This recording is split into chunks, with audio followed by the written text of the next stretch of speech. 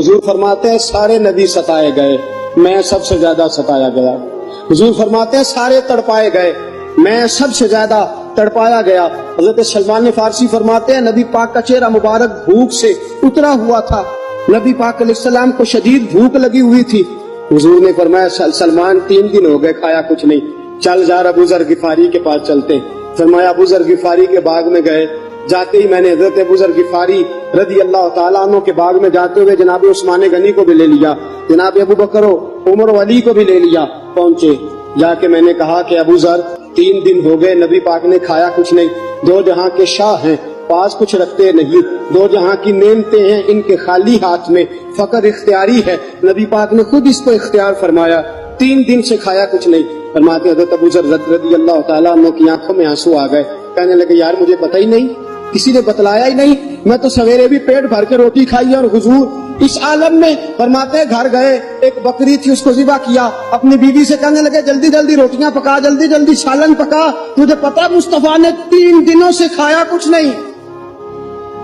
دوستو عرب کی گرمی دنیا میں مشہور ہے، صبح کا روزہ رکھا ہے نا آپ نے، اور اب ظہر کے بعد اٹھنا مشکل ہو جاتا ہے، عصر کے بعد بولنا مشکل محسوس ہوتا ہے، لیکن میرے دوستو 3 دن کا روزہ بغیر افطاری کے روزہ، میرے نبی کریم علیہ السلام کے صحابی اپنی بیوی سے کہتے ہیں جلدی کر 3 دن ہو گئے حضور نے کھایا کچھ نہیں۔ آپ کی بیوی نے جلدی سے روٹی پکانی شروع کر دی، سالن تیار۔ حضرت جناب ابو ذر فرماتے ہیں دوبارہ باغ میں گیا، انگور پکے ہوئے تھے، انگوروں کا خوشہ توڑا، پلیٹ میں رکھا حضور کے سامنے، حضور آپ کھائیے۔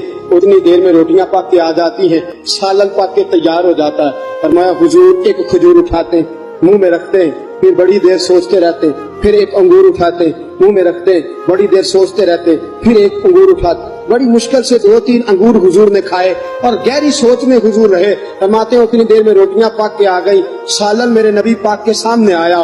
جب روٹیاں پک کے آئیں، سالن سامنے آیا، حضرت سلمان فرماتے ہیں حضور نے ایک روٹی اپنے ہاتھ پہ رکھی، 2-3 بوٹیاں اٹھا کے رکھی، چاروں کونوں سے روٹی لپیٹ کے حضرت سلمان کے ہاتھ میں دے دی۔ فرمایا سلمان جا فاطمہ کے گھر دے آ، میں نے 3 دن سے کچھ نہیں کھایا، فاطمہ نے 7 دن سے کچھ نہیں کھایا، میری بیٹی فاطمہ 7 دن ہو گئے سیدہ بھوکی ہے۔ تو عزت والے نبی کی عزت والی بیٹی 7 دنوں سے گھر میں بھوکی بیٹھی ہے، وہ شکایت نہیں کرتی، وہ لبوں سے بولتی کچھ نہیں، وہ جانتی ہے میرا باپ دین کی تبلیغ میں نکلا ہے۔